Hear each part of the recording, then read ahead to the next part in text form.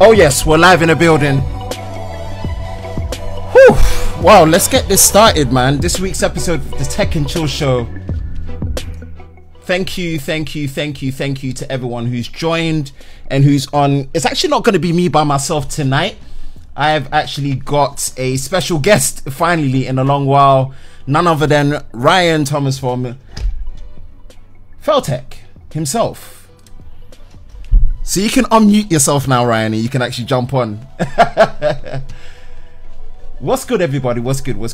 This is just going to be a very quick live stream. So it's kind of like a late one, unfortunately. But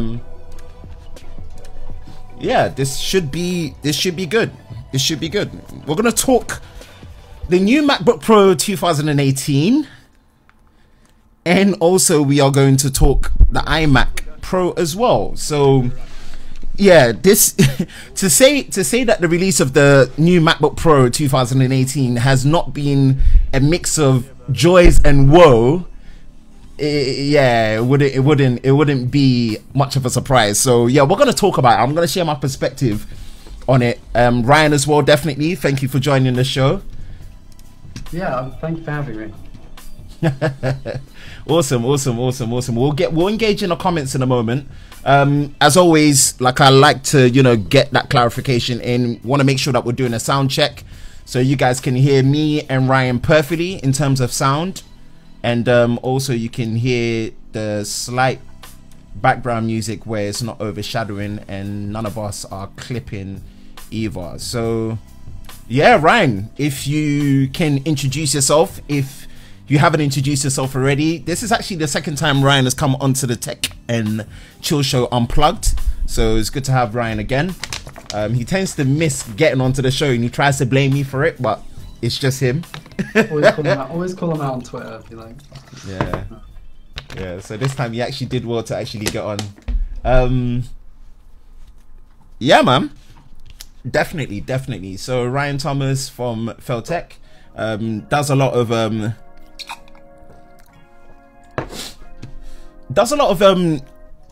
older flagship phones or older phones or more budget orientated phones, you know, so more the budget orientated approach, whether it's older flagships or new mid-rangers or low-end phones, you know, and just kind of reviews them and compares them and stuff. So definitely check out his channel. I will have his channel linked in the description below. I don't think I've done that, so yeah, man, we'll do that. Anything else that you want to say, Ryan, if you want to introduce yourself rather than letting me steal the show? Just thanks for having me. It's always fun to be on here when I can figure out, you know, Twitter and stuff and find out when you're actually streaming. But yeah, I'm excited to talk about the MacBooks and stuff. Yeah. So we're gonna make this a quick fire one because it is kind of late, so I don't want to keep everyone up too long and whatnot, you know, probably an hour 15 minutes, an hour and a half tops. There can easily be a lot to say about the release of the iMac Pros, and we're gonna run through them, obviously. Yeah, it should be interesting because actually me and Ryan have not had any discussion. We've not shared any opinions. We actually don't know where any of us are feeling about the whole release of, you know, these new MacBooks and what the iMac Pro stands for, and anything in related to Mac OS and Mac in general. We've not, so our opinions could easily clash. We could have a fight on here, we could agree, who knows. It's kind of what's going to make it a bit more interesting. So yeah, it should be good. let's see who's in the comments first. Engage with the comments, and then we'll start with the show. See who's in here. So we got Griffin. Hi boys, what's good, Griffin? Vesty boy. I think that's directed at you, Ryan. Griffin's my good friend. He helps me with my software. So yeah. All right, Griffin. Nice to have you in the comments. Feltech family in the house. Apple 13. Hey man, I'm trying to build my channel. Any advice? Do good artwork. Make sure your thumbnails are on point. Figure out your style. Whether you like to be on camera A-roll or you like to do B-roll and do voiceover, figure out your style, figure out what you're comfortable with, figure out the stuff that you want to actually, you know, do videos on that you actually enjoy. People need to see that you're enjoying it, and just be as consistent as you can. Do weekly, minimum once a week, twice, more if you can. Daily is a bit of a chore personally, unless you, the quality.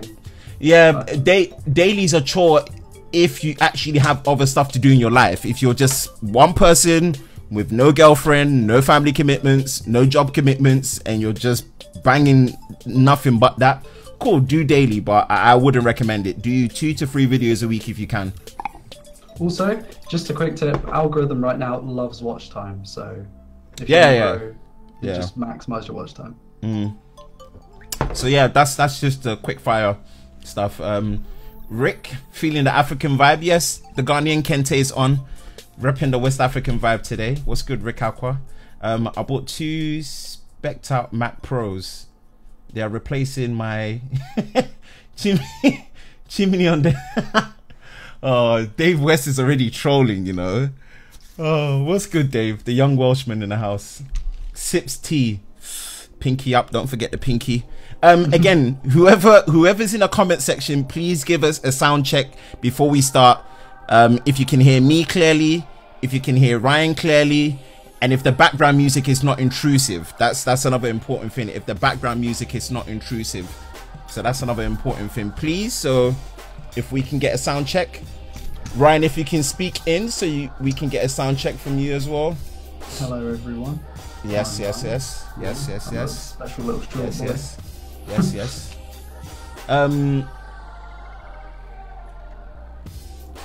Dapodop in the house. Yo, what's good, man? That shirt is fire. Thank you. You know, repping the West African Kente cloth vibe. J Dublin in the house. What's good, Jordan, my man? Callum in the house. What's good? What's good, Callum?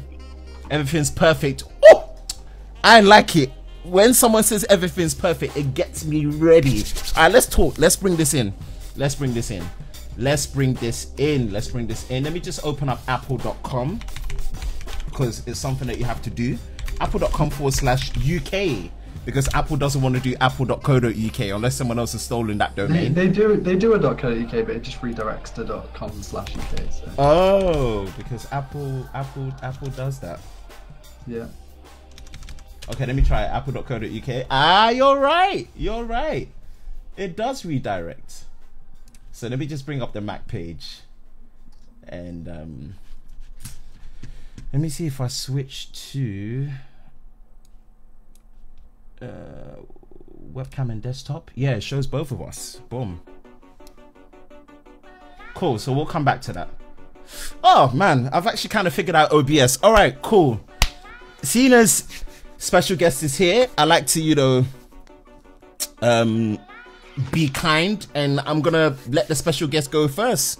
We'll talk about the MacBook Pro 2018, and yeah, I'm gonna let you take center stage first, and then I'll jump in. Awesome. Firstly, I think, just jumping straight into it, I think it's ridiculous how we've got this much power in a laptop this thin. Like, before we even get into the issues, I think it's crazy. We have a 6-core CPU, you know, we've got a low-end Radeon graphics, but at the same time, still like much better than 5 years ago what we had in laptops.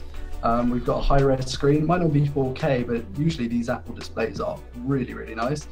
You know, we've got this massive glass trackpad, we've got some decent speakers. Everything in a laptop like this is already a good start, and this was from 2016, this design. So then going into the 2018 models with the 6-core CPUs, I think like the thermal throttling, which is like the biggest problem, like everyone's done a video on this at this point. I think it's a bigger deal than a lot of Mac fanboys are giving off. because but at the same time, I can agree with like Jonathan Morrison. This laptop is not made for Premiere. Yeah. As much as people want to actually hate on Premiere, they think it's not Mac optimized, which it isn't. But if you watch Mondobyte's latest video, he showed that Mac performance with Premiere and stability with Premiere is so much better on Mac than it is on Windows. Like if you thought ka-ching, that's the first ka-ching. I'm gonna give you the. I need to get a sound effects board, like a ka-ching. Yeah, I need a soundboard.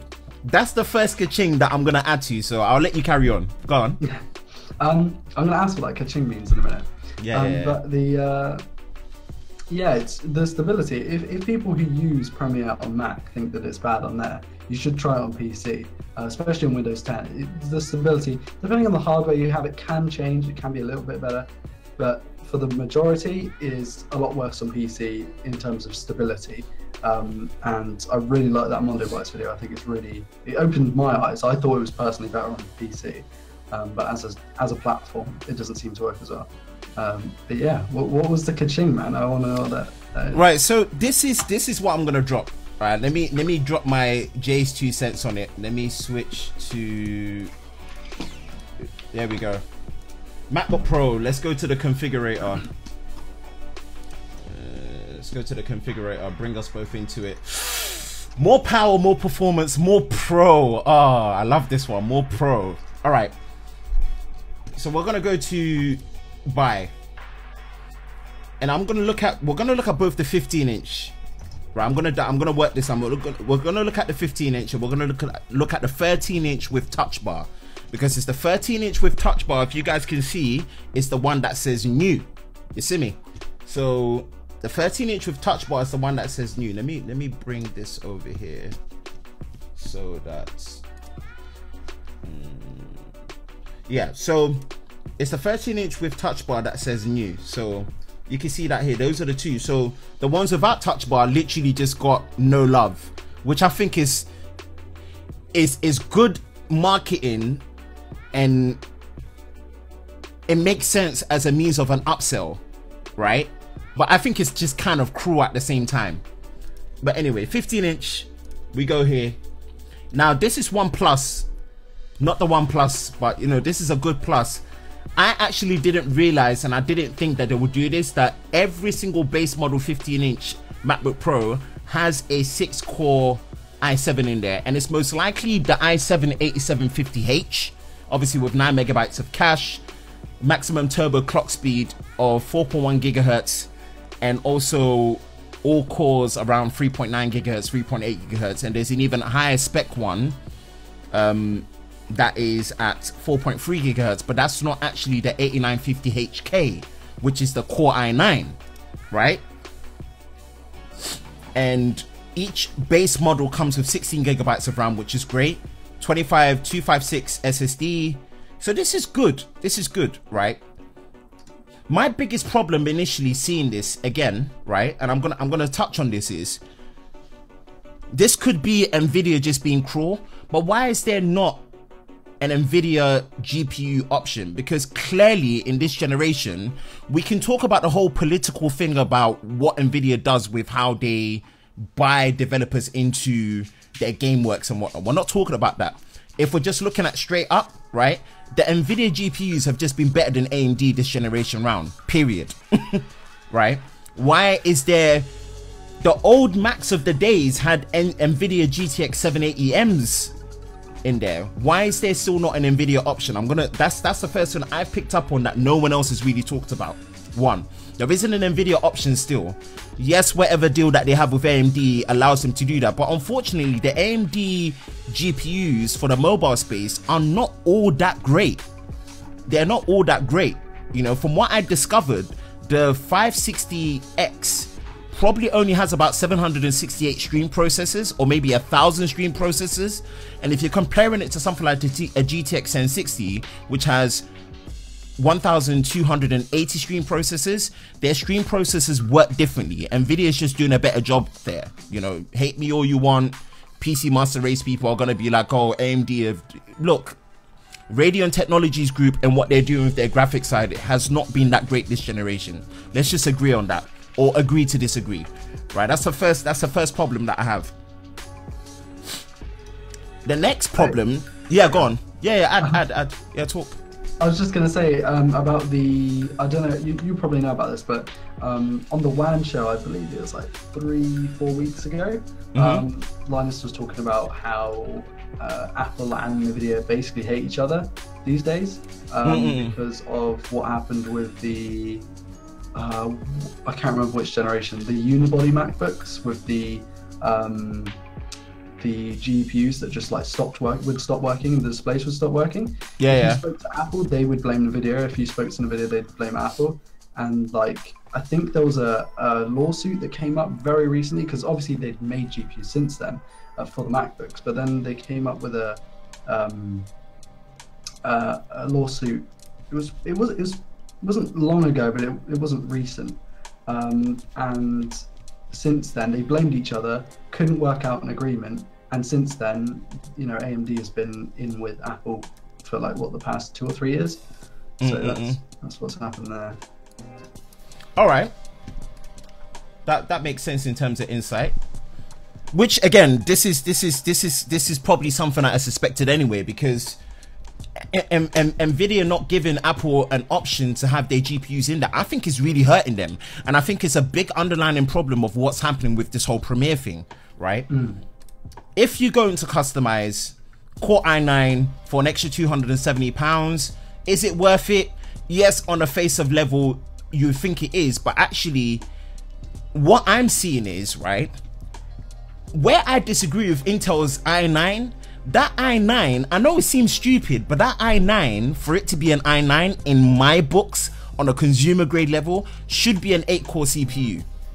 I don't actually see this i9 as anything different compared to the i7 in terms of specs, cache, and everything else apart from a higher clock speed of a maximum turbo. So to me, that i9 should not be called an i9. It should just be called an i7. That's my problem against Intel. 1. 2, I think in terms of actually speccing it out, this is the smartest spec way to do it. Get the i7, and this was, to me, this was even before the whole thermal throttling thing. I didn't really care for the thermal throttling thing initially. I was just seeing it as, I don't agree with it being called an i9 if it's not an 8-core CPU. That's just me personally. Whether you see it as overkill or film, I'm just seeing it as, it shouldn't be an i9 unless, the reason why I'm saying that is the i5s, right? The i5s are quad cores with 8 threads. You get me? Yeah.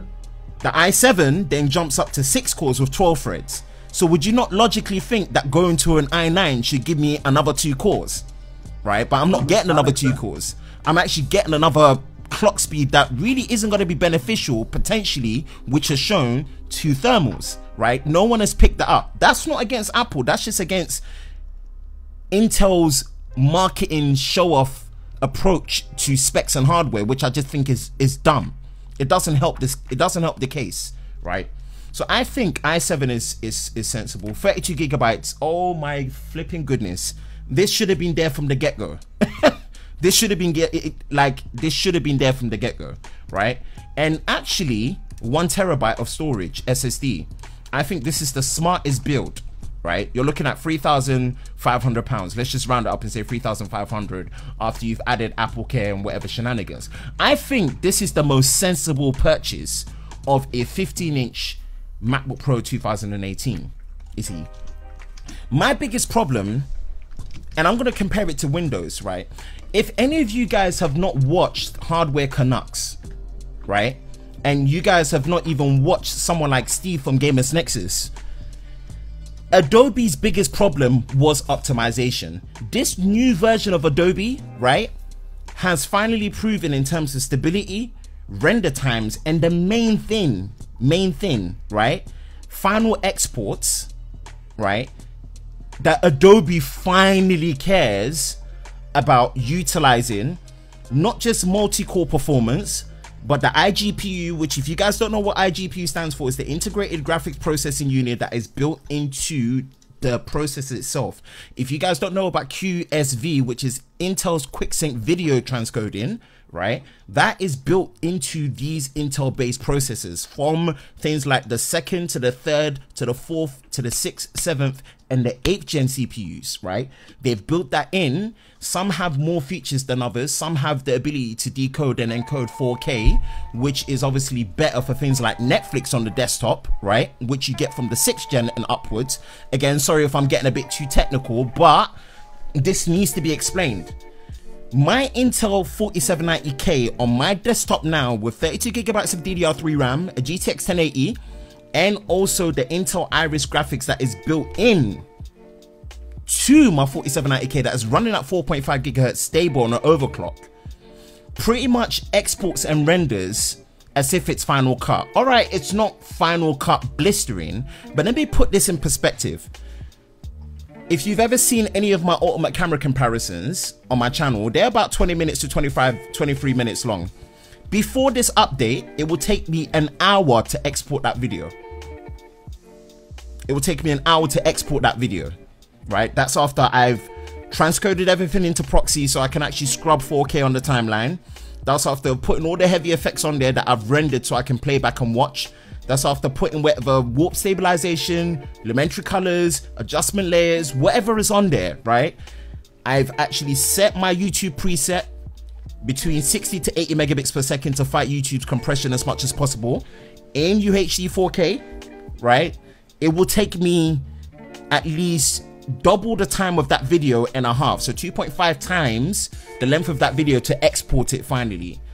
With this current update, right, I almost get a 1-to-1, if not slightly less of an export time to render, right? So if it's a 23-minute 4K video exporting at 80 megabits per second, which is double the recommended 40 megabits per second for YouTube, right, I can actually export that video in 20 minutes. And that's on my 4790K. God knows how it's going to be on a 7700K, which can actually clock to 5 gigahertz, or even in 8700K, which is actually going to be able to clock to that same 5 gigahertz, and I get an extra 2 cores, and I get an updated, you know, UHD 630 Intel iGPU built into the processor with new QuickSync video technology for transcoding, and working alongside GTX in terms of NVIDIA CUDA technology as well, right? So I want to tackle this thing that Adobe is optimized now. Yeah, they took a long time. Yes, they were making people like Blackmagic with their, you know, Resolve look better than them, right? But it is actually optimized. The bugs, the stabilities, yeah, they're there here and there, but actually it is now very optimized, you see. So this is the first problem that I saw on the Macs. The first problem I saw on the Macs is and I don't think anyone has picked up on this, because when you saw Dave Lee's first video, his Gigabyte Aero 15X, I don't know if you guys noticed it, that he had a 5-minute 5K red raw footage that he actually exported to H.264 MPEG-4 4K as a final video output. And again, we will engage with the comments very soon. But oh, sorry, I'm breaking my flow there, apologies. Right, Alex from Tech Focus in the house. What's good, Alex? We will engage with everyone in the comment section very shortly, so bear with us in a moment. When I get into my flow, I don't like to break it.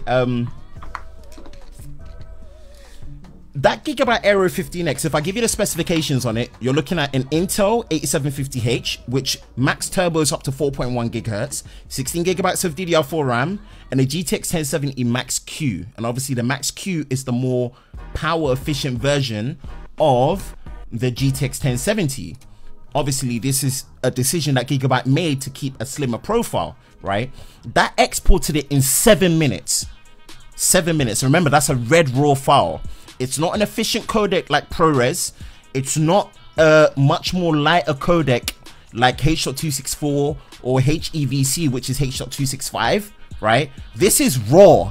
And I don't know if any of you are familiar with video codecs. So if you're not familiar with video codecs, it might go over your head, apologies. But raw is like having effectively 24 raw pictures to process through. That's no joke. that means that file has every single information in there, every single white balance information, every single exposure, it has everything crammed in it. That's a lot of information to deal with.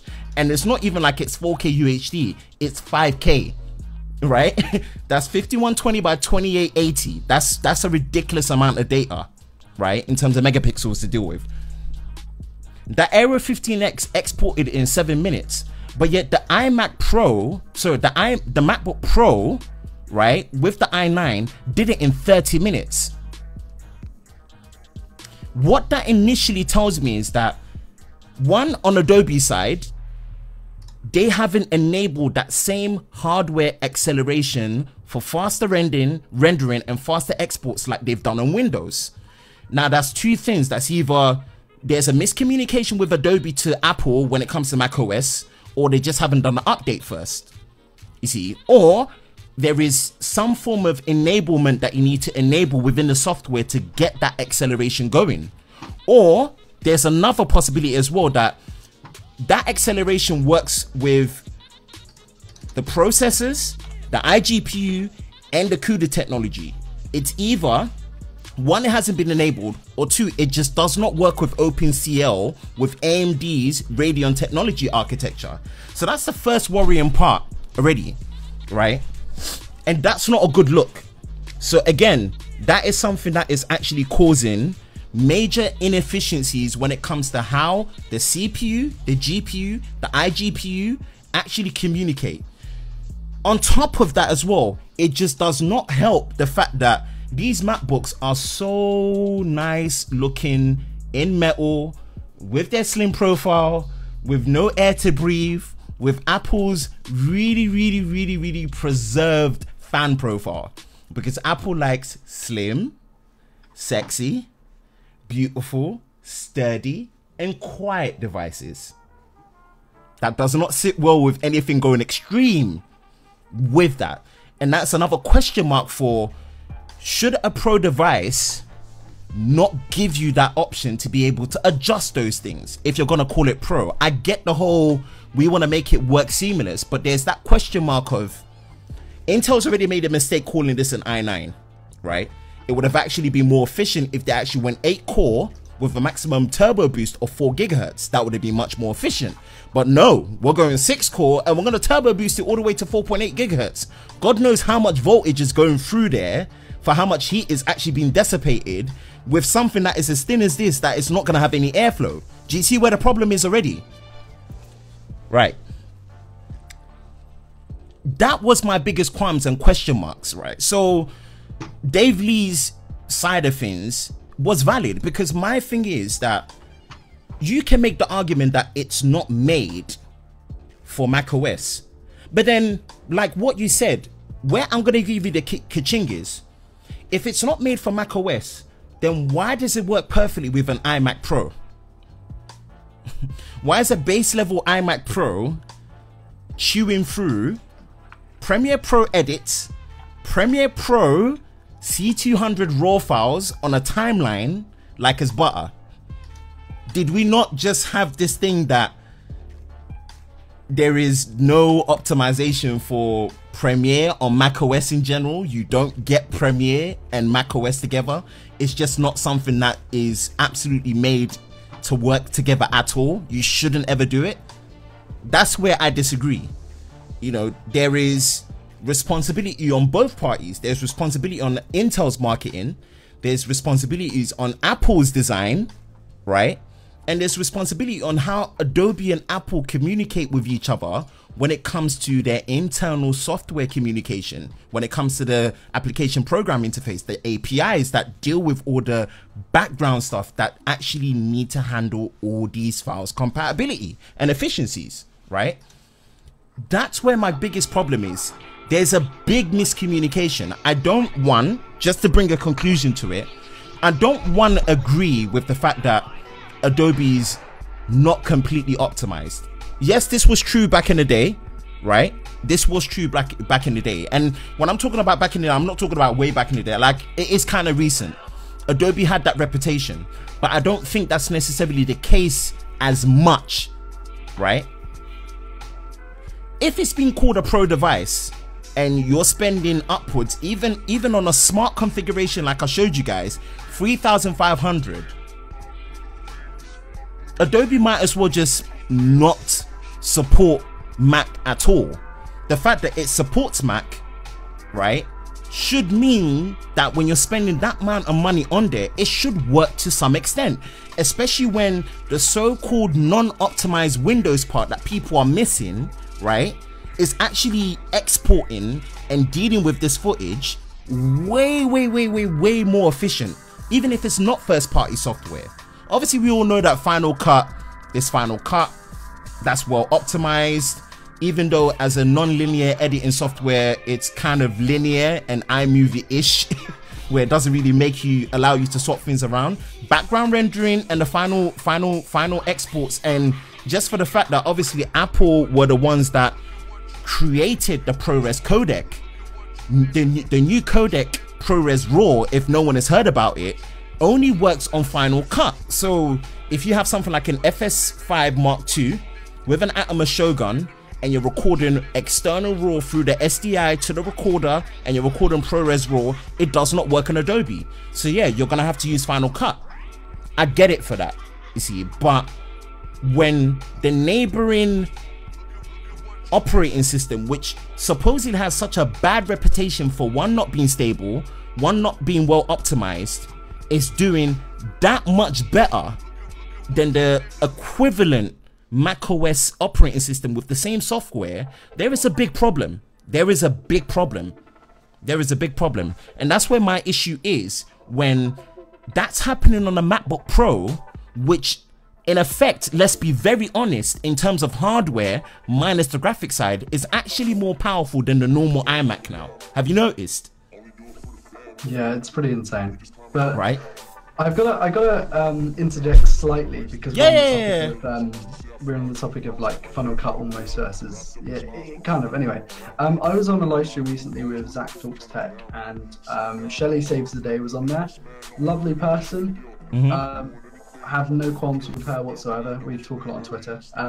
But she said something the other day about, she was making fun of me for having a Mac and using Premiere Pro instead of Final Cut, which in my case, it's actually faster, but it makes sense that the general consensus is that Final Cut is better than Premiere Pro on Mac. For example, it makes more sense because it might be more efficient. But that aside, a lot of people forget that the integration, like the integration between other Adobe applications, like with the, what's it called, where you can share projects between each program? I can't remember what it's called. I'm gonna stop. Super chat from the homie Kaiser Reveal. Yo, thank you for the super chat, Kaiser. Thank you for joining the stream as well. Thank you so much, bro.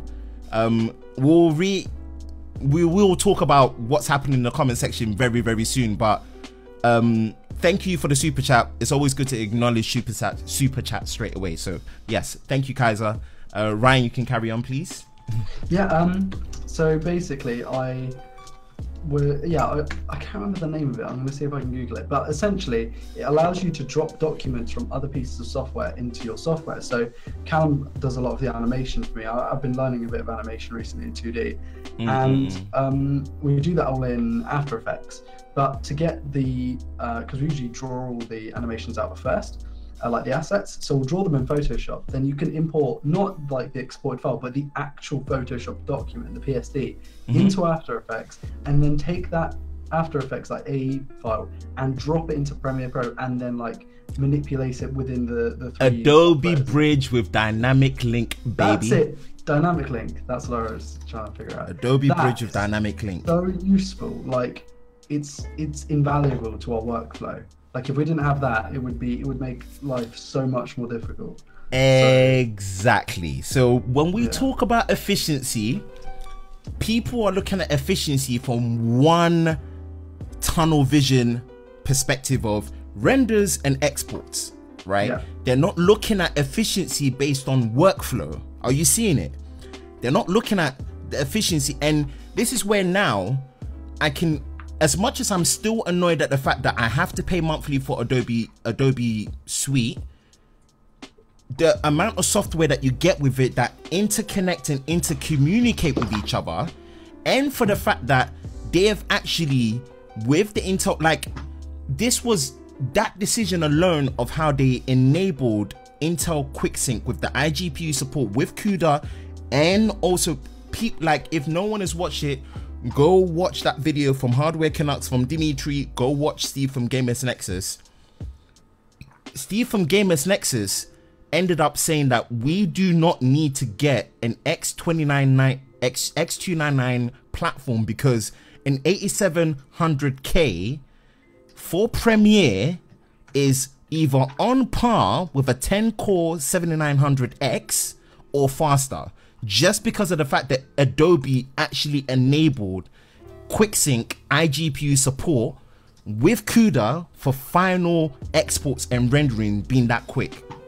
That's how much of a gap it's closed. So take that into account, how quickly it is to export and render on Adobe with the Intel iGPU graphics, with all the efficiencies that you've talked about, Adobe Bridge, with Dynamic Link, with After Effects, with Lightroom, with Photoshop, and you can all actually make that same change on your Adobe Premiere Pro timeline, and it's working at the same time in real time. That is insane. That is insane, right? That's not also to take into account Adobe collaboration. You can remotely collaborate on the same timeline with another editor remotely that you cannot do, so far as I know, on Final Cut Pro, right? So we need to look at efficiency from a broader perspective and spectrum, right? Than just, not to say that the final exports and the render times are not important. Oh, yeah, they are, right? And that was one of the reasons why I was actually going to be like, for the sake of having that option, I'm going to invest in a MacBook Pro to learn Final Cut, so that when I want to do faster projects, I can do that. I have no reason to do that anymore. I have no reason to buy an AMD Ryzen chip, because AMD doesn't have that same benefit with the QuickSync video technology for transcoding and encoding like Intel, right? Even though the bang for buck is there, I have no reason to buy Ryzen now, because of that leap over that Nvidia have actually, sorry, Adobe have actually enabled for Intel. And one, the export times are almost Final Cut Pro good. Almost. Okay, maybe not as blistering, but they are almost Final Cut good. I have no reason. I would just want to say one thing really quickly. As you were mentioning the fact that like there is no reason to transfer these days, the i5-8400 is still a 6-core chip. Okay, it's not got hyperthreading, I don't think, at least anyway, on an i5 chip. But they're like £150 used. So yeah, like yeah, you know, you could just you could keep your graphics card, keep everything else, exactly that platform, and exactly, yeah. And you probably wouldn't lose too much on your previous gen stuff, depending on how old it is. Exactly. Credit to my good buddy Jonathan Morrison. You know, I don't shy away from saying he's a good buddy of mine. He's been a great help to the channel. He's been a great help to me. Love the guy to bits. He did the best real world test that you could get, right? Dave Lee highlighted the issue. But what you have to remember is Dave Lee did not do as comprehensive as a job. Not that what he did wasn't good, but he had one red file that he export. Jonathan went through Lightroom, he went through ProRes, he went through RAW, he went through Canon RAW LT footage. He went through an extensive, and all it highlighted was that, on top of Armando's video as well, all that highlighted was the fact that there is a big miscommunication, and this is not just on Apple, this is on Adobe, this is on Intel, and this is on Apple. You see, because you cannot say Adobe is not optimized for Mac OS, that if you're going to use Adobe, don't get a Mac. Then why are people buying iMac Pros then? Can I understand why people are buying iMac Pros to use it on Premiere? Isn't that just a wrong mismatch? Because from what I saw, when you're using the iMac Pro, and most people are just getting the base model, they're not even getting the 10 core, they're not getting the 12 core, they're not getting the 14 or the 18 core, they're not even getting 64 gigabytes of RAM, they're just going base level, right? But yet somehow that is tuned through Premiere stuff.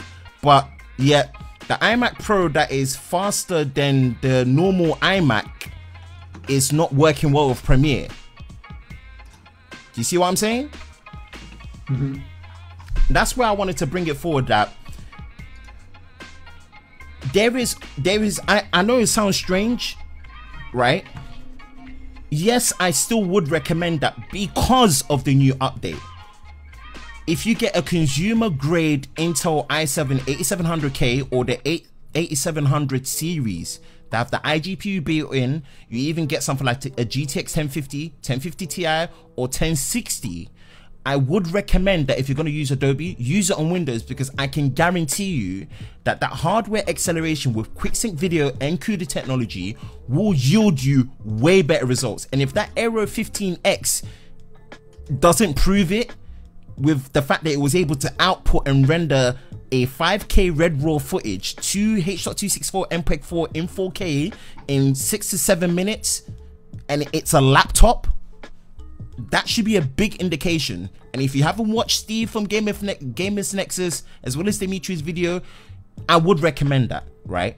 But yet at the same time, I do slightly disagree with the fact that you getting a Mac and using Premiere does not make it a wrong choice, right? As a non-linear editing software, there is, again, like Ryan stated, there is a lot of workflow efficiencies that favor the Adobe Creative Cloud suite way more than Final Cut could ever dream of, right? And this is from a lot of inbuilt tools without plugins, because let me tell you, Final Cut is a plugin heaven, right? Yes, it's a one-time pay software, which is great, right? But it's a plugin heaven. For you to get a lot of things going in there, it's a plugin heaven. Yes, they fixed a lot of stuff like having built-in color rules and good color grading tools, right? But it's nowhere near on the same level as Lumetri color scopes. Nowhere. Still doesn't even come close, right? Obviously, the granddaddy of color grading and color correcting is definitely DaVinci Resolve, right? But in terms of that integration, like you said, with Lightroom, with Photoshop, with After Effects, into Premiere Pro, where everything is changing on the timeline in real time as you're going through each software back and forth, right? Nothing touches the Creative Cloud suite. So people should have that choice. If they prefer macOS because of maybe they're used to macOS because it's an easier operating. I find macOS hard personally. My wife has a Mac. Every time I use it, I feel like everything is in reverse to me. It's not as easy to use for me. It's either because I'm old school and I'm stuck in my ways of Windows, or macOS just doesn't agree with me. I can just barely use it, right? But for those that want to use it, right, they should be able to use Adobe Premiere without it seeming like it's the wrong choice.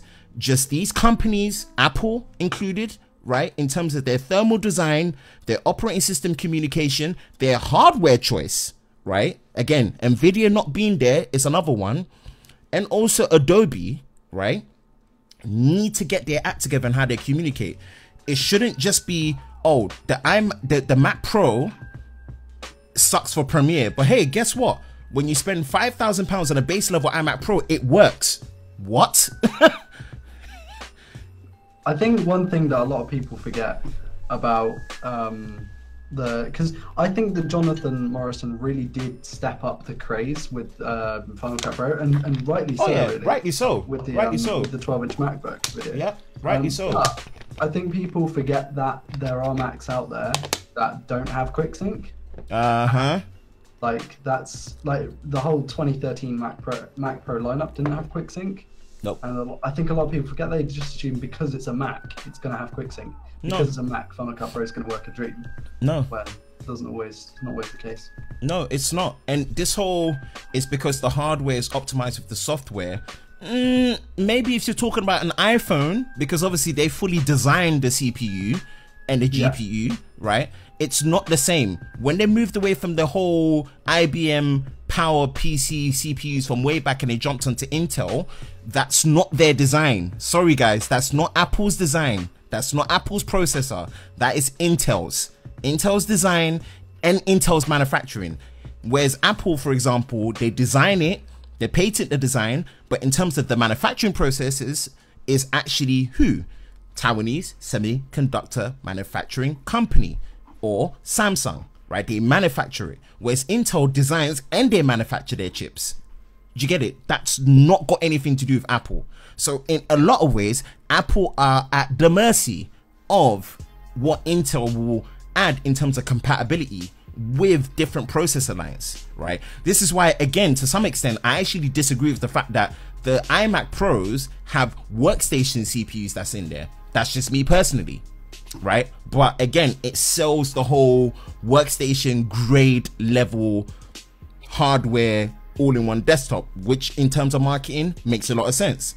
But they do not have any form of optimization for iGPU QuickSync in there because there's no integrated graphics that is built into any of those CPUs, right? So actually, what you have to remember is the workhorse of that is all coming one from the 8 cores and 16 threads, and on the Vega 64 and also the Vega 56 GPU architecture. The GPU is actually offloading a lot more. This is why Apple had to do an update to Final Cut to benefit from that, because the old Final Cut would have just literally been a slump because it heavily depended on QuickSync, if people didn't know. That's why they had to update it. It wasn't just to add color wheels into there, but it was to support the GPU offloading a lot. You see, so I kind of wanted to share light on that. Yeah, I don't know if it's so difficult because like I think the Pro in Mac Pro or the Pro in iMac Pro or whatever, I think it should be more prosumer as opposed to professional. 100%. How that works. 100%. I mean, I've used like I started off my video editing days on Sony Vegas on PC. I switched to Final Cut for a long time when I had my MacBook and my Mac Mini, and they were great. But and I know how powerful obviously Final Cut is because you know a lot of the top end YouTubers use it. But when you want to improve, like you said with the whole plugin thing, when you want to really take your editing into a more, maybe not next level, but like more professional, like no, maybe not professional, what's the word? I think personal is the word I'm trying to think of. Like it's more you and less the computer doing the work when it comes to actually fine-tuning everything. And if you want to add you want to learn different tools and you want to implement these tools into your videos and you want to mix and match different programs, I think it makes a lot more sense to go with Adobe stuff. Yeah. And I think that a lot of people, like typical YouTube videos these days, and especially a lot of mine, you can kind of take a phone review, and if it hasn't got any special effects like motion tracking or anything, it kind of works a bit like a vlog in some ways. You've got A-roll, you've got, you know, a bit of voiceover here and there, you've got maybe some music here and there, and for that, I mean, Final Cut is perfect because it takes that all in its stride. Especially in the tech community, it's loved by a lot of people. But there are people like for example, our good friend Roger, who does motion tracking with his, and Mr. Who's the Boss as well, does his motion tracking with the little call outs and stuff, and that's a lot more difficult to do in. I don't think it's possible in stock Final Cut. It might be, but I'm not sure. But I definitely know you can do it with plugins. And it's like you are definitely doing it with plugins, mate. That's not available in stock. I haven't tried special effects. Do you know how deep it is with Final Cut? For you to be able to export in different bit rates, right? And I didn't notice this until my boy A1 in the Box, which I've done a couple of collabs with. When we were doing our collaboration video, just to shed a bit of light on, I basically was telling him that, okay, when you're doing a final export, change the resolution so that you get a true widescreen aspect ratio without using letterboxing, because letterboxing just messes things up. People with ultra wide displays are not going to get a true representation. They're going to get top and bottom black bars instead of the sides. It's cruel, it's punishment, it's wrong.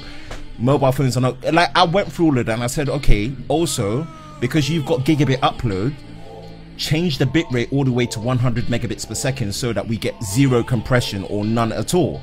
And it's like he couldn't do it. I was like, it should just be, in my mind, I was going through my Premiere mindset of it's just a slider, move it from 40 to 80 megabits or 100 megabits. I actually found out that you need a plugin for that, and I'm like, so really? yes, you need a plugin to change the bitrate. And I was like, nah. I went and did a video. I went and searched on it, and I found out that actually you do need a plugin to change the bitrate. And I'm like, okay, That's like ridiculous. that's to me, it's like that should be such a basic thing, right? And this is not me hating on Final Cut, right?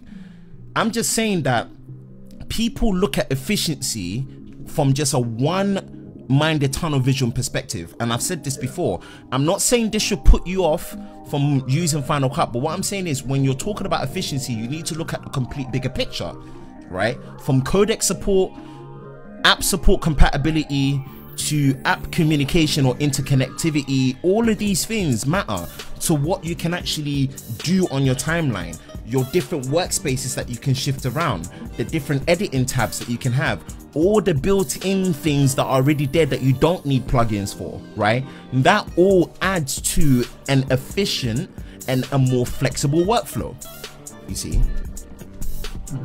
I agree. I think, again, like a lot of people see Final Cut as a like they look at it, they think the time, like obviously the times are blistering, like there's no getting away from that. Oh yeah, they think, right, this is why, but then they see that as the only reason, if that makes sense. Like they think all the other things, even little things that add up to make it more like versatile to, like you said, like the workflow and stuff. It's very focused on speed.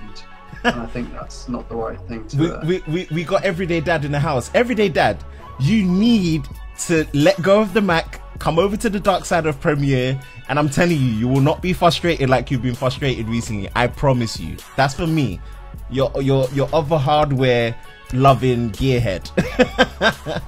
Shout out to Everyday Dad for joining the live stream. Appreciate you being here. Yeah, no, sorry Ryan, let me not cut you. I think I was pretty much done with that. Yeah, it's just I think a lot of people will go these days, especially they'll go for Final Cut as their first editing software of choice, and they won't really, because a lot of people don't really have the time these days. It's time to really dig into it. And yeah, Final Cut is a really efficient piece of software for that. But once you get into doing things your own way, making your own custom presets, making your own macros, really customizing it to make the, I don't know if you've watched Taryn Van Hemmet's video from Lies Tech Tips. Oh yeah, 4 hour long him, video. Epos Vox, that 4 hour tutorial that he did on the Premiere Pro. Yeah. 100%. I think if you're a true, a lot of people hate video editing, but I love video editing. I think it's really good when you go into like. Maybe it's just because there's a weird side of me that really likes doing all the macros and the plugins. Yeah, you're part of that weird people that like editing. I don't. Yeah, I know a lot of people who don't, and I never used to like it when I was on Final Cut. I cannot wait for the day that I can actually pull the trigger and say, I'm looking for a freelance editor. Please hire. Please apply here. I can't wait for that day. Just putting it out there. But yeah, I do at the same time, on the flip side, I do get how the process of editing, and especially the final end of editing, can be very rewarding and pleasing. I do get that.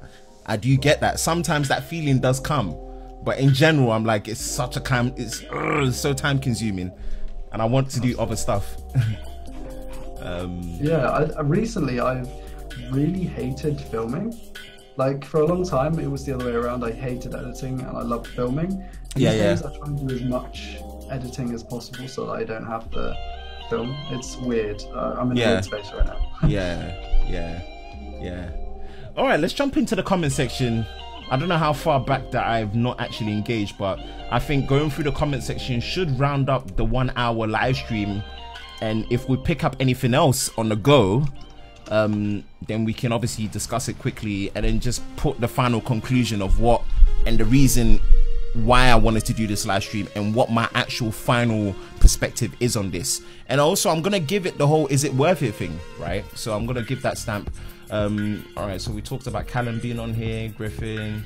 So Alex from Tech Focus, what's good? Yes, Griffin's still here. Daniel Armstrong, thank you again for joining the live stream. I think the MacBook Pro is expensive. Look, it's Apple. Apple just breathes expensive. The expensive part we all know. So I'm not saying let's not talk about the expensive.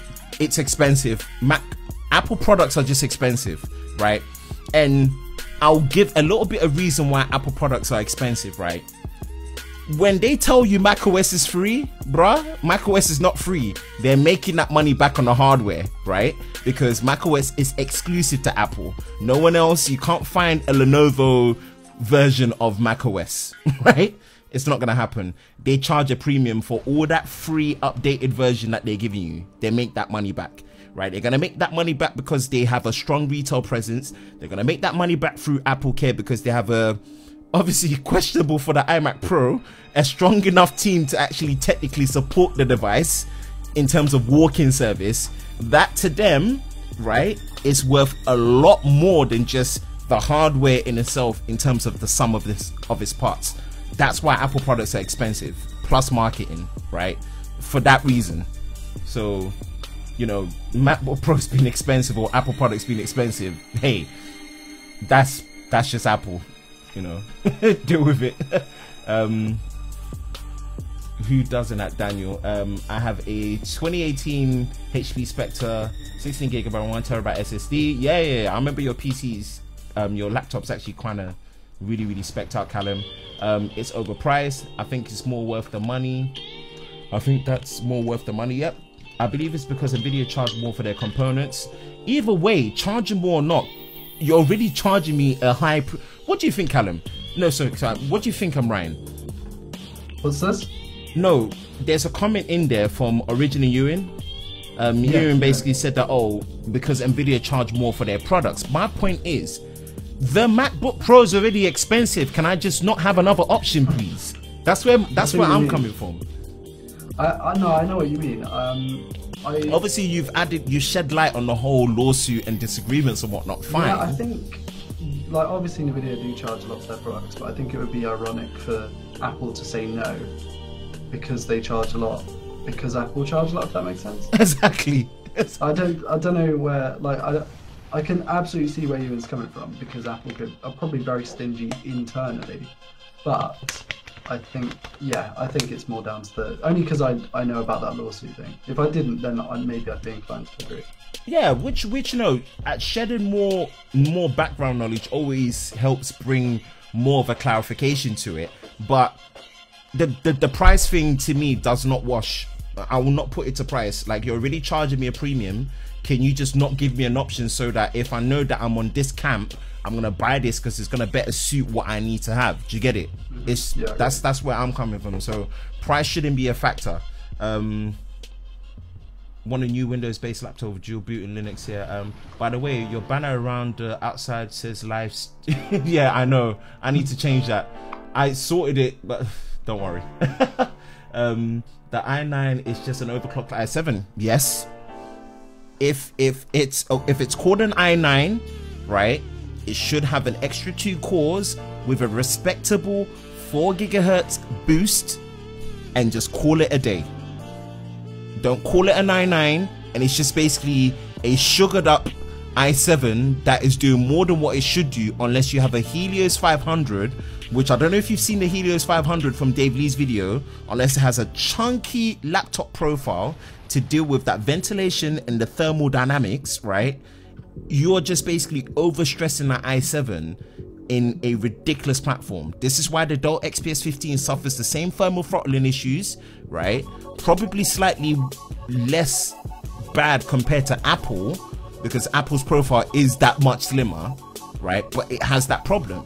You know, I just, what Intel are doing with the i9 is just pure marketing gimmick, you see.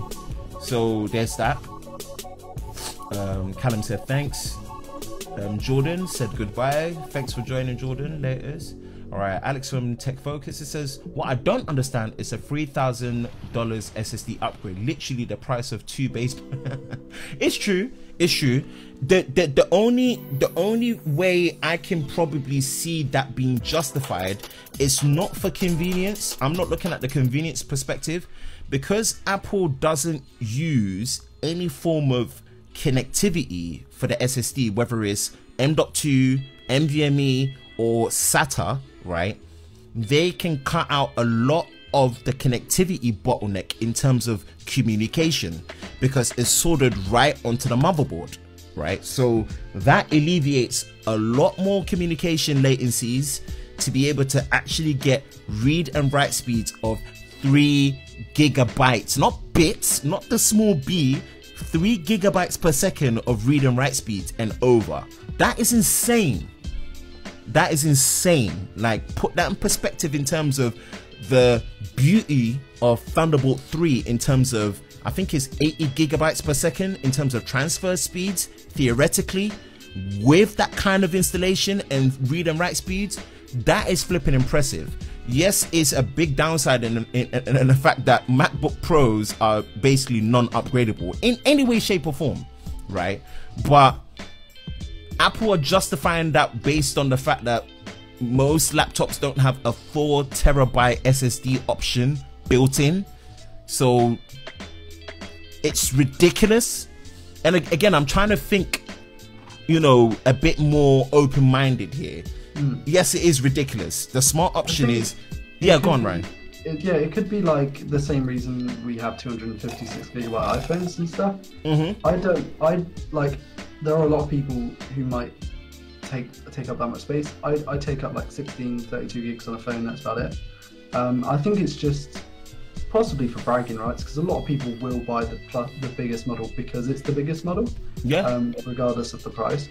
And as I said before, like with them being prosumer as opposed to professional, a lot of people will use a NAS would be like, okay, NAS is more prosumer, and then obviously a storage server is more professional. So a lot of people will have storage servers, will use premium cloud services that they pay on top of extra per month.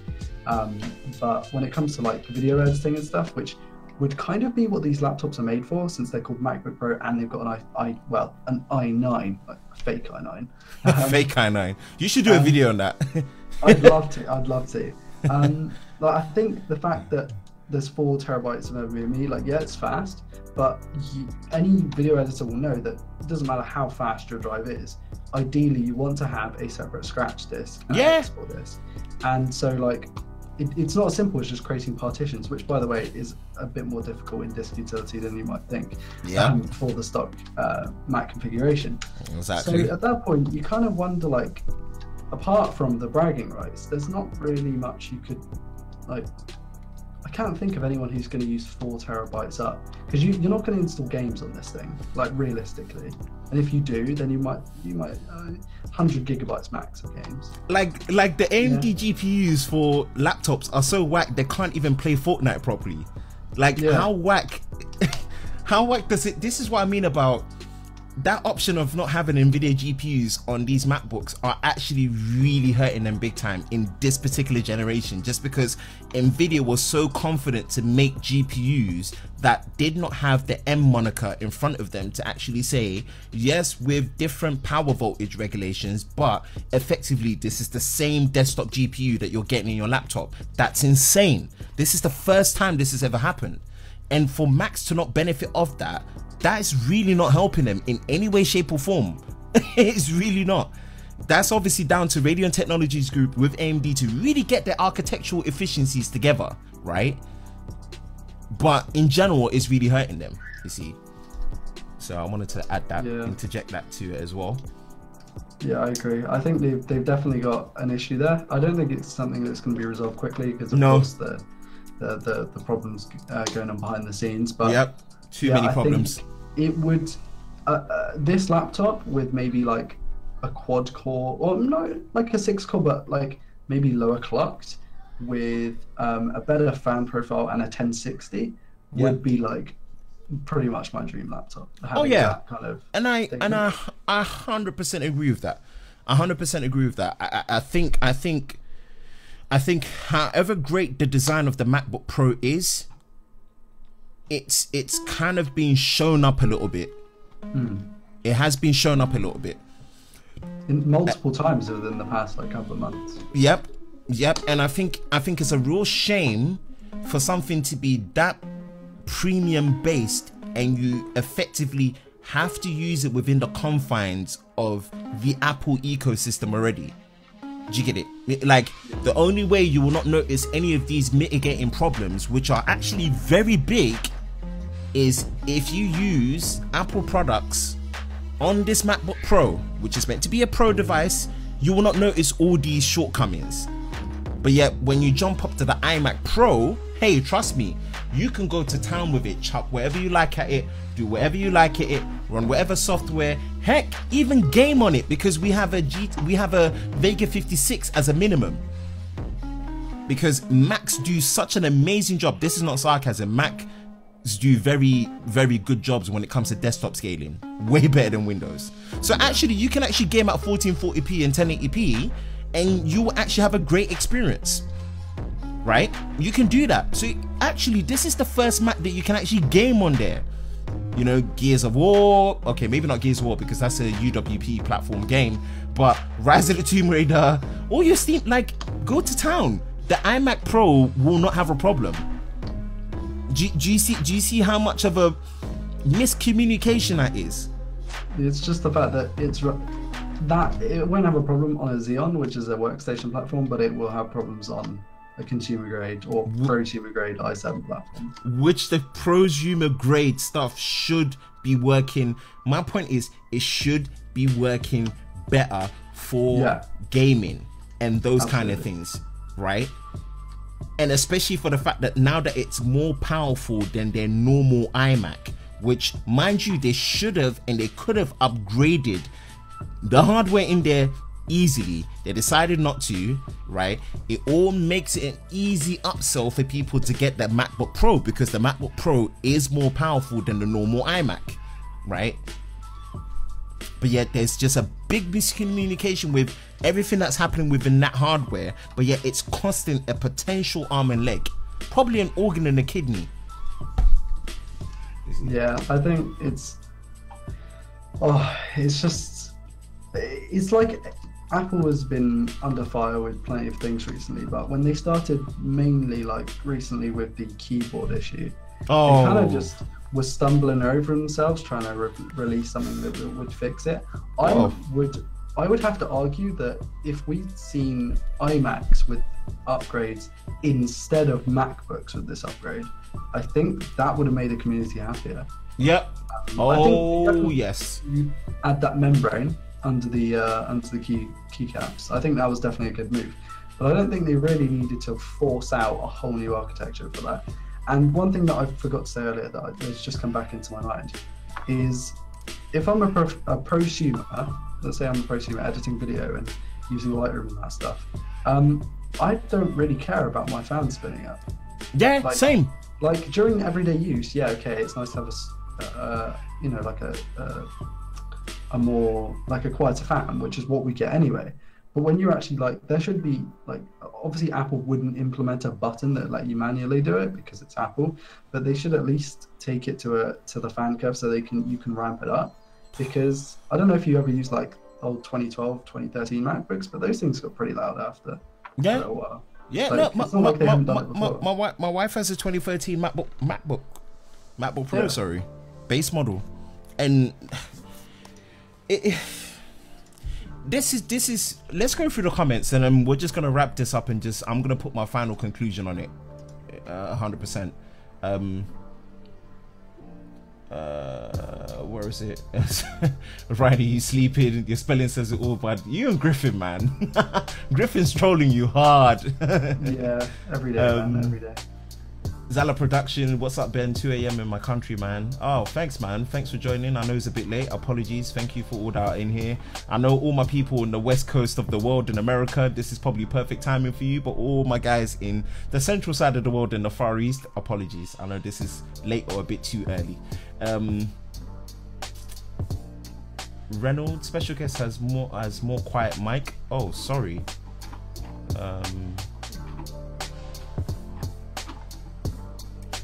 Let me down the background music a little bit, make sure that Ryan's sounding good.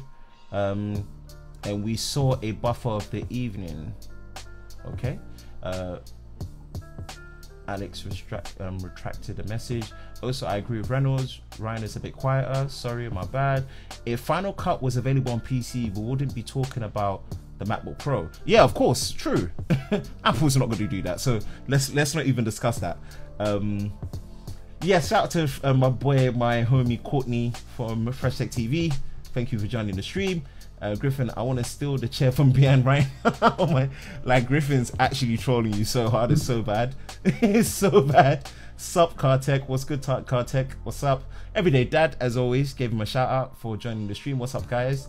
Don't have long to hang out. Just wanted to come in and say hi. Thank you for joining and saying hi, my man. I always appreciate it. Sup, man, from Ryan. You need compressors to change any settings. Otherwise, it's the sequence settings with a with a preset bitrate. You need a plugin just to change bitrate. Do you see what I mean? Like, that was it's still revelation to me to this day. Talking smack on Final Cut. Everyday Dad, you know you need to come over to Adobe. Like, the Apple Premium tax is heavy. Final Cut Pro 10 better than Premiere. It's all relative, Courtney, man. I know you do a beast job on Final Cut Pro, but I respect Final Cut. I respect Final Cut. I respect Apple with their ProRes codec. I'm excited to finally, when I can, to get an Atomos Ninja V. Like, I can't wait to get the Blackmagic Pocket Cinema 4K if you saw my previous streams. I cannot wait to start recording in RAW video, especially ProRes RAW. Like, my joy and my love for what is happening with photography and discovering the benefits of shooting in RAW, like, I get why RAW video is so important, and I get why ProRes RAW is such a game changer for video codecs. And I pray to God, Apple, do not be stingy with this codec. Allow it to be supported on Adobe, because right now it's only on Final Cut Pro.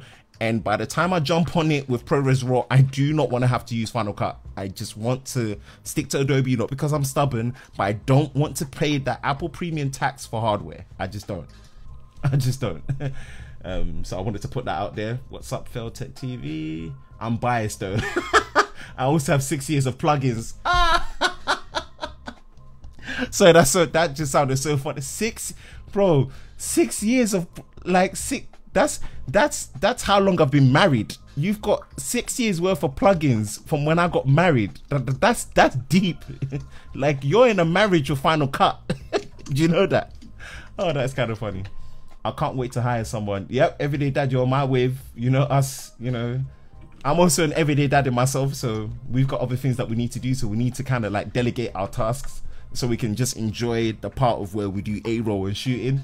You're right about the connectivity benefits, but it's $750 for 2 terabytes and almost 3 grand for, it doesn't scale right. No, it doesn't.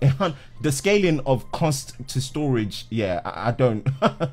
Cartech, the thing is that the MacBook Pro 4 terabyte SSD isn't really available anywhere else in the NVMe type. Yeah, it's true. It's true. That's the part I'm coming from, that there's no other platform that offers that 4 terabyte internal SSD storage on that level with no latency and being able to have read and write speeds above 3 gigabytes per second. That's insane.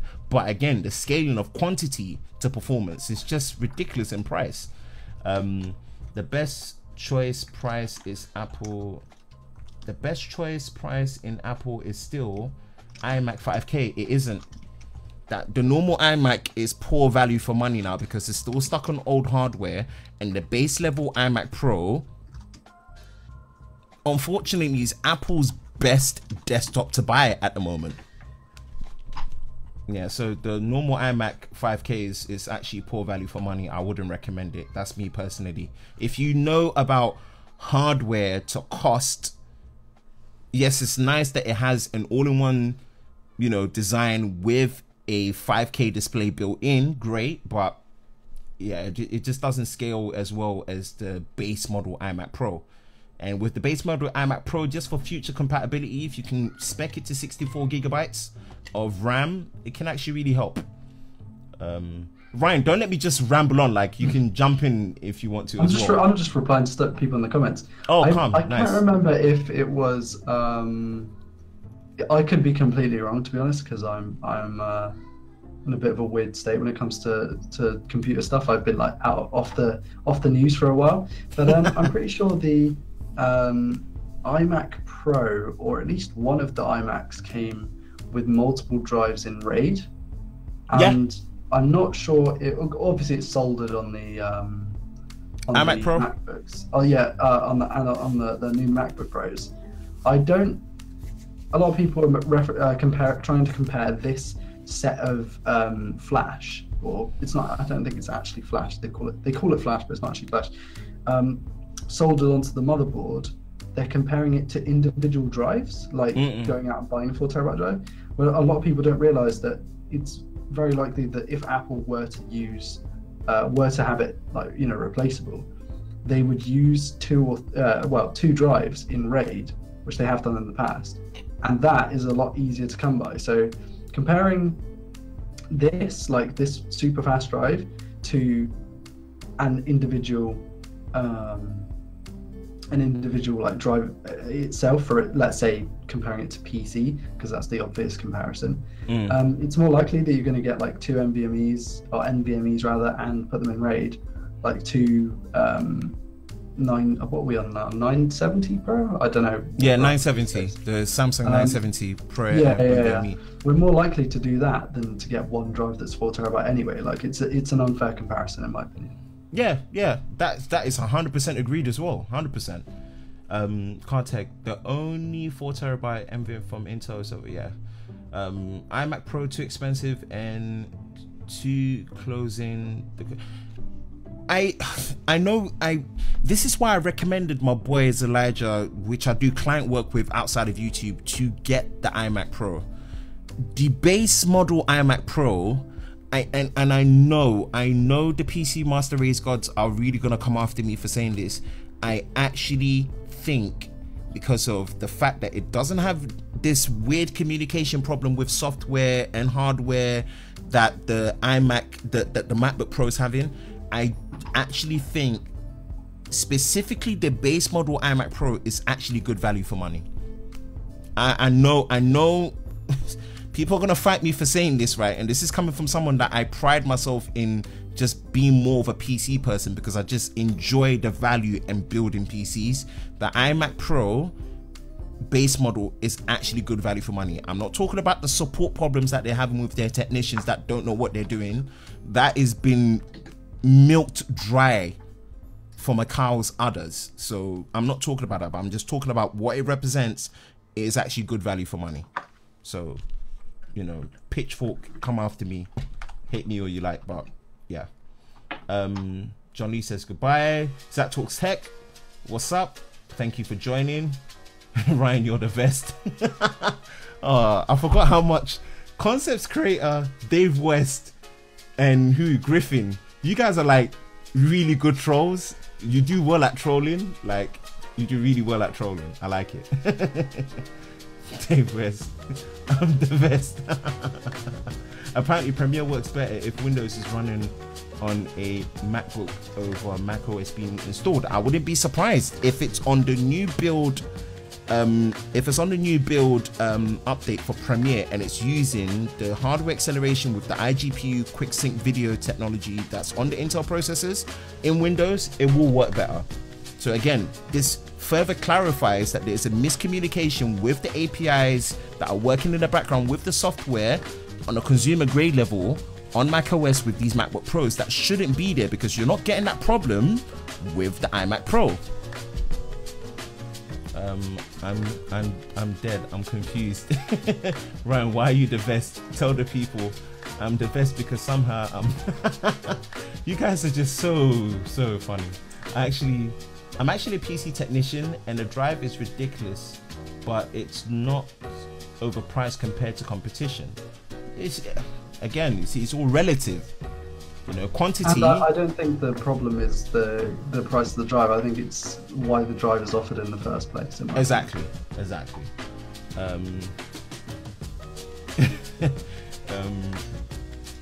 Sure, iMac Pro have multiple drives rated. Thoughts on Huawei and Mate RS Porsche Design Edition? I think the Mate RS Porsche Design Edition is actually what the P20 Pro should have been. and I don't think the P20 Pro should actually be called the P20 Pro. That's just my opinion, you know. So apart from the triple camera, the P20 Pro to me is not enough of a pro device. So that's just my opinion.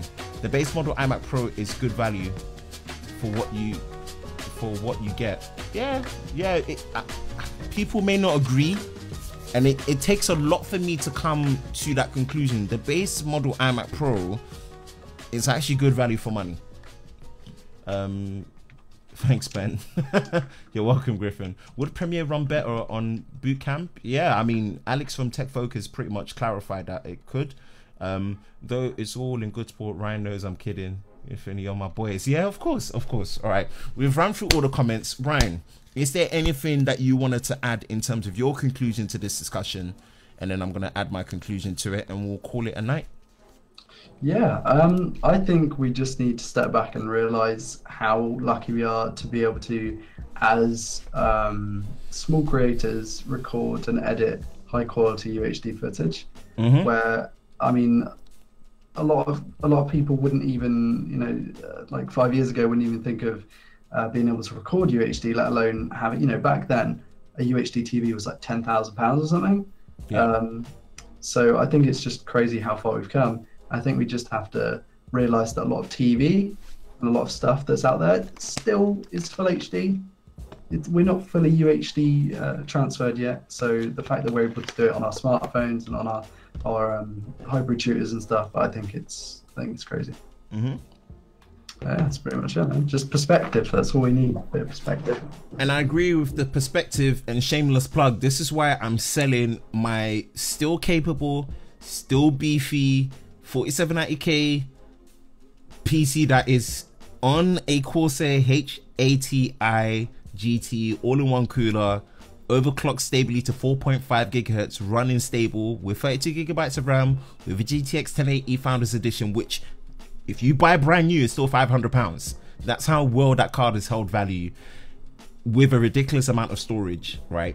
That is why I'm selling it, because I just do not game at 4K or 1440p. Heck, I don't even have a 1440p monitor. I have a 1080p monitor, right? That's why I'm having to sell it, because contrary to popular belief, minus the VRAM, when you're editing UHD 4K footage, right, or DCI 4K footage in Premiere, you do not need anything more than a GTX 1060. That's how trippy it is. You're not going to see any further gains, even if you go all the way up to a GTX 1080 Ti. The only benefit you're going to get with a GTX 1080 Ti is the fact that you've got 11 gigabytes of VRAM to play with. And that might help if you're doing a lot of dynamic link, where you're intercommunicating and connecting through all the other Adobe Suite software, and you're having heavy effects that go into VRAM when you're exporting and rendering.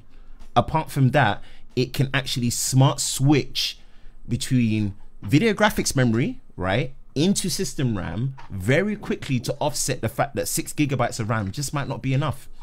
The CUDA performance is going to be the same all the way up. That's why I'm having to sell my desktop and actually get an 8th generation 8750H based laptop, because it will actually edit faster than my desktop when it comes to video editing. So yeah, taking a step back in perspective, it is a great time to be alive. It's a great time to appreciate that we have a ridiculous amount of options. And it's a great time to actually understand that Final Cut isn't the final answer. I know it sounds crazy, you know, I respect it, but if people are having such a big problem, right, ask every person that made a switch from Final Cut 7 to Adobe when Final Cut 7 went to Final Cut 10. It's not as bad as people think, right? And vice versa. If you want to switch from Adobe over to Final Cut, it's also not as bad as you think. You just have to know how to count your cost and what you value. Is the iMac Pro worth it? Yes, especially the base model. That's just for me. That's coming for me. Is the MacBook Pro 2018 worth it? Unfortunately, no, because I personally think that it having to be, I don't know, bubble wrapped, it feels like this new generation MacBook Pros need to be bubble wrapped in a certain way that you don't have to bubble wrap for the iMac Pro. That if I'm having to bubble wrap such expensive and potent hardware, right, that I don't have to do on what is known as a less efficient platform, i.e. Windows, which is a lot more fragmented, right, that to me is a very big problem. It's a big problem in how Intel's marketing the i9 in terms of clock speeds and heat efficiency and thermal dynamics and thermal design power, how the software API is communicating, and also for Apple's lackluster design to accommodate for that particular hardware, right? Maybe it's fine for everything else, but to accommodate for that particular hardware, it's a really, really bad design. That's me personally, and I just don't think it's worth that money. I really don't think it's worth that money. This isn't a case of, oh, Final Cut is better. We've talked about that, but overall, right? Think about this. A base level iMac Pro, right, can cost you as little as, let me not say as little and have pitchforks against me, £4,000 for £5,000, right? You can pretty much spec out to a reasonable extent, right? With the i9, 32 gigs of RAM, 2 gigabytes of terabyte storage, or 1 terabyte storage, the same price as an iMac Pro. People haven't realized that. Yes, fine, you get the portability, but you can easily spec your MacBook Pro to be the same cost as a base level iMac Pro. This is why Armando got the iMac Pro, and this is why there's another smaller YouTuber that's actually got about 8,000 subscribers. I think CJ Tech or something like that, right? He ended up doing the same. After he spec'd out his iMac Pro, after he spec'd out his MacBook Pro and he found all the problems that he had with it, guess what he ended up getting? He didn't go build a PC, right? All those problems that he had on the MacBook Pro, he ended up getting a base model iMac Pro that has none of those issues. Makes sense in pretty much every way. Exactly. So Apple, Intel, get your stuff together and fix this MacBook Pro, or just make everyone happy and upgrade the normal iMacs to relevant hardware so they can actually be worth a lot more in terms of value and performance. Simple as. So yeah, that is it. That is it. That is 100% it. That's 100% it. Cool. Ryan, anything else that you wanted to add? No, that's it. Awesome. I'm pretty much sorted, yeah. Awesome. So I'm going to close out this live stream.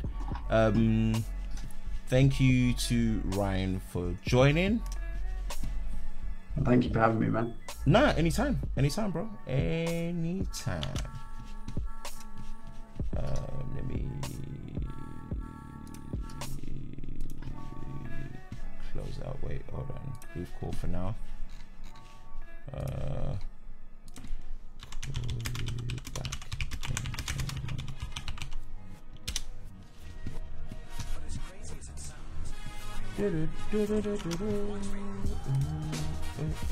Right. Again, this is this week's episode of the Tech and Chill Show. Apologies that the show was a bit later today in terms of European and UK time. Family time went out. Family comes first. Got to spend time with the family. But I wanted to make sure that the live show was still kept weekly on a Sunday. Had a special guest during the week as well, which was Concepts Creator. So if you haven't gone to watch that live stream, go back and watch it. As always, links in the description below for my social media handles. Follow me on Twitter, Lover of Tech BA, all as one word, as well as on Instagram as well, Lover of Tech _BA. Engage with me. I'll be more than happy to communicate with you guys. Again, thank you so much for joining this week's show. I'm your host Ben from the Lover of Tech channel. I will be signing out, and I will catch you next time.